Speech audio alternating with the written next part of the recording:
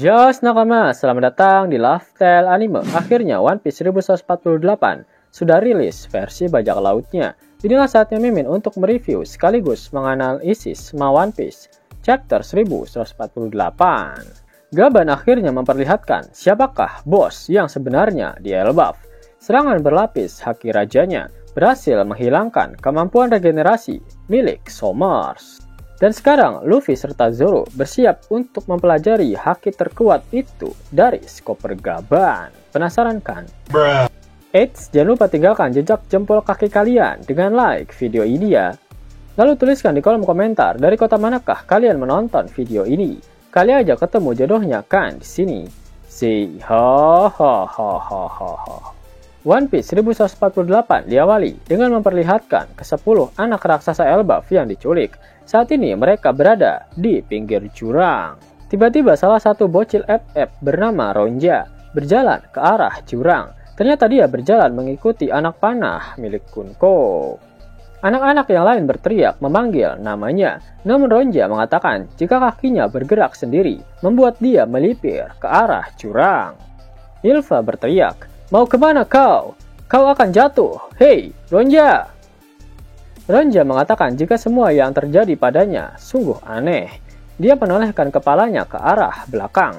Sembari tersenyum, dia berkata, "Aku baik-baik saja. Tak perlu mengkhawatirkanku, Hilva. Semuanya baik-baik saja. Hal ini bukanlah masalah bagiku." Namun tanpa sadar, Ronja sekarang sudah berada di ujung anak panah milik Kunko. Dia sudah berada di atas jurang. Dan ketika dia melihat ke arah bawah, wajahnya yang tadinya tersenyum langsung ketakutan dan nafasnya terengah-engah. Hilva kembali berteriak meminta Ronja untuk kembali karena tempat itu sangat berbahaya. Dia bisa-bisa terjatuh ke area Underworld. Yap, jika terjun bebas dari Sunworld ke Underworld, pasti langsung meninggoy. Karena hal ini hampir terjadi pada Hajrudin dan krunya. Mereka bisa saja meninggoy jika tidak diselamatkan oleh Luffy.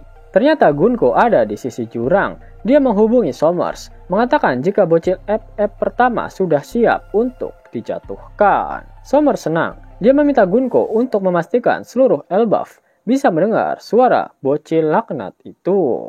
Sommers lalu memulai kembali siarannya. Dia menunggu keputusan dari Mountain Bird Jarwal.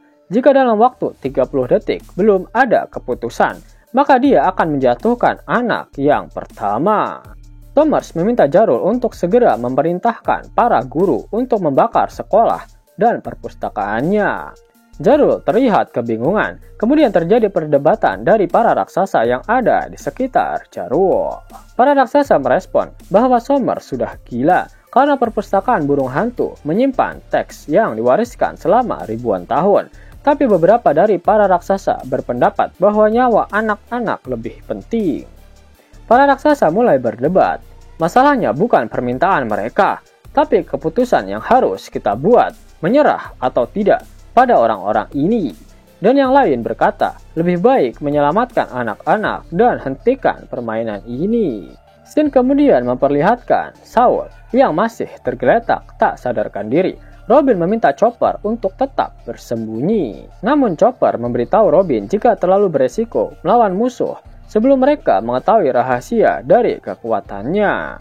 Robin sudah tak bisa mengontrol emosinya lagi. Para kesatria suci ini ingin memusnahkan buku-buku milik Sarjana O'Hara, sehingga Robin tak bisa tinggal diam.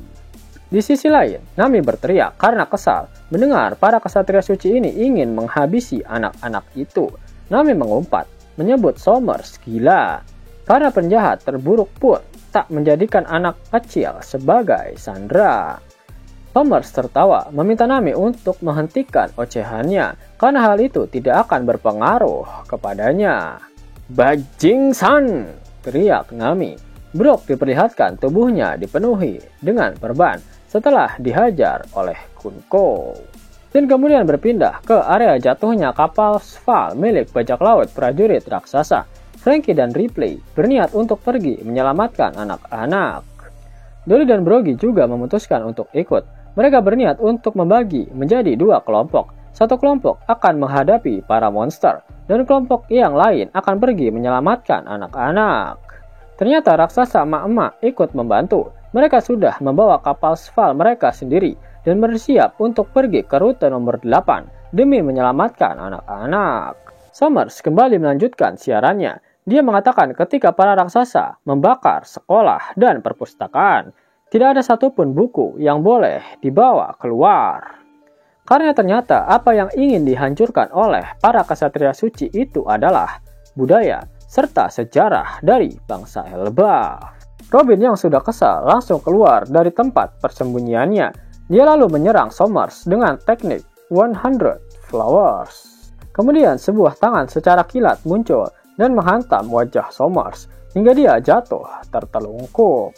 Nami sangat senang melihat kemunculan Robin dan menanyakan apakah kondisinya baik-baik saja. Sedangkan Jinbei memperingati Robin untuk berhati-hati karena mereka belum mengetahui apapun tentang kekuatan para kesatria suci itu. Robin sudah mengerti apa yang dibicarakan oleh Jinbei.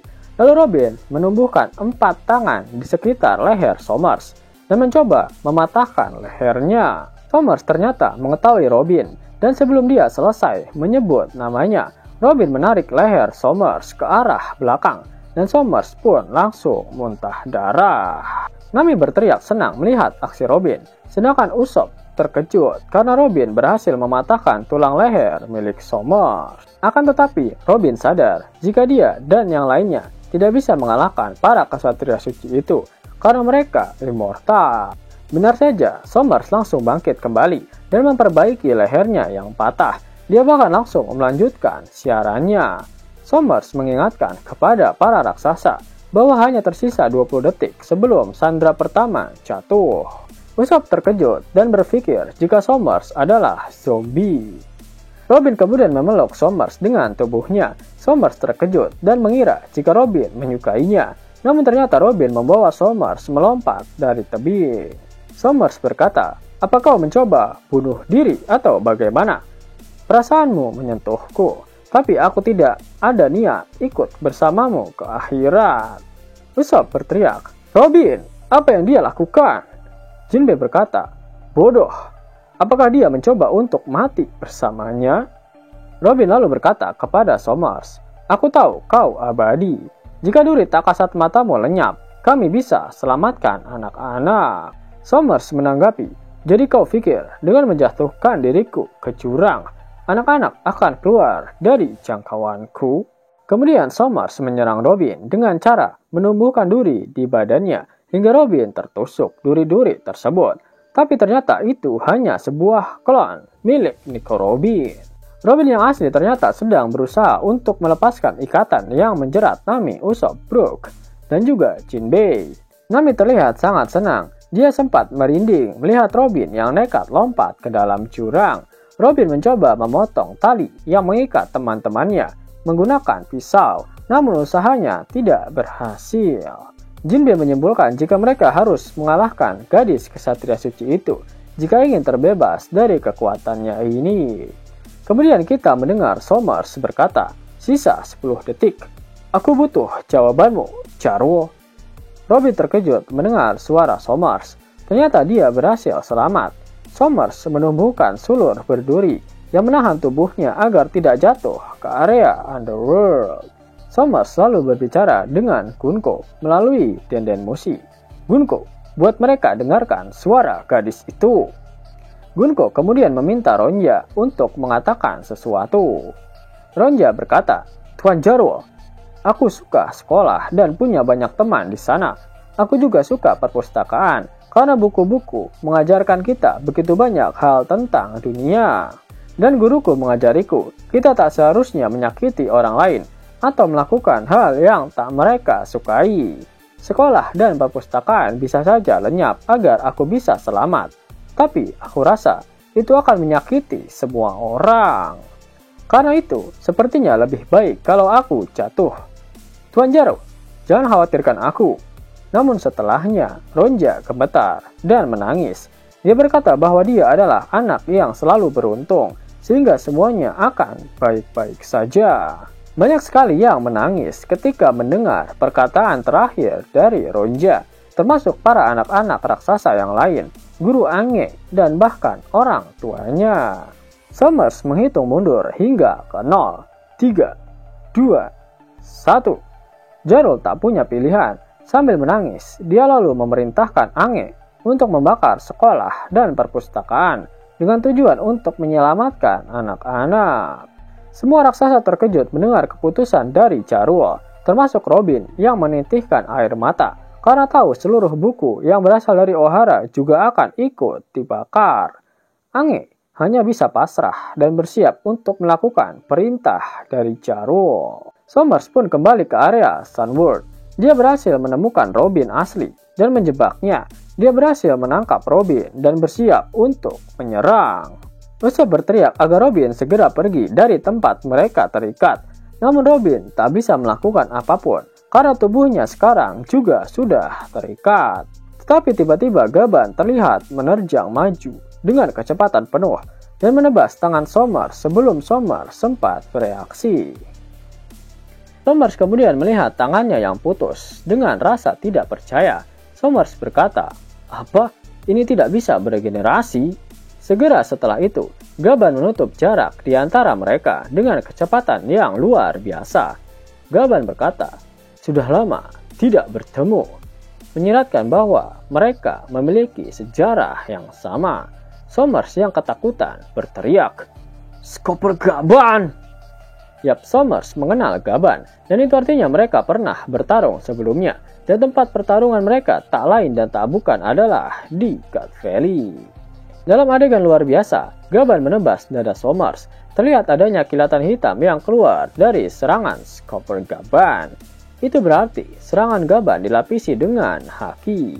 Selain itu, kapaknya juga mengeluarkan kilatan hitam yang semakin memperjelas jika dia memang melapisi serangannya dengan haki raja. Adegan terakhir, Gaban menunjukkan ekspresinya yang sangat marah. Akhirnya Gaban menunjukkan bagaimana cara untuk menghilangkan teknik regenerasi milik para kesatria suci. Yap, caranya adalah dengan menggunakan serangan yang dilapisi dengan haki raja. Itu artinya hanya segelintir orang saja yang dapat mengalahkan para kesatria suci itu. Di mana dua orang yang terkonfirmasi sudah menguasai advance haki raja adalah Luffy serta Zoro. Selain itu, kemungkinan besar Loki juga memiliki haki raja. Siaran dari Somers berhasil membuat kelompok Luffy langsung bergerak ke area dunia matahari. Akhirnya Luffy dan Zoro juga mengetahui bagaimana cara untuk mengalahkan ilmu Pancasona milik para kesatria suci itu. Itulah alasan kenapa Killingham tak ingin membuat masalah dengan Yonko Luffy si topi jerami. Dia ingin segera menyelesaikan misi dan kembali pulang dengan tenang. Akhirnya, Gaban, Luffy, dan Zoro bertarung melawan Somers, Killingham, dan juga Kunko. Mimin mau kasih tahu nakama kalau ada cara baru buat dapet cuan tiap 2 menit sekali. Cuman mainin game favorit kalian di handphone. Sini-sini, bocil ML sama bocil FF merapat. Cuan yang kalian kumpulin bisa langsung dicairin ke Dana, OVO, atau GoPay kalian loh. Penasaran kan sama aplikasinya? Tonton. Yap, kalian bisa dapetin cuan setiap 2 menit dengan aplikasi X-World. Abangku, aplikasi X-World lagi bagi-bagi THR nih. Redeem dengan menggunakan gift code ini dan dapatkan total 30 USD. Buruan download aplikasi X-World. Link dan gift code ada di kolom deskripsi ya abangku. Mau dapat uang hingga 50.000 gratis dan bisa langsung ditarik? Buka tabungan di aplikasi Neobank sekarang juga. Karena di aplikasi ini kalian bisa dapatkan banyak uang tunai gratis. Serta banyak sekali diskon-diskon menarik yang bisa kalian dapatkan. Gaskan! Link ada di kolom deskripsi ya nakama. Dan namun sebelum Mimin masuk ke dalam pembahasannya, Lifestyle Anime yang berkolaborasi dengan Mystic Society kembali mengeluarkan kaos terbaru nih, yaitu desain Zoro dalam mode Asura loh. Keren banget pokoknya. Gak percaya? Silahkan dicek short videonya.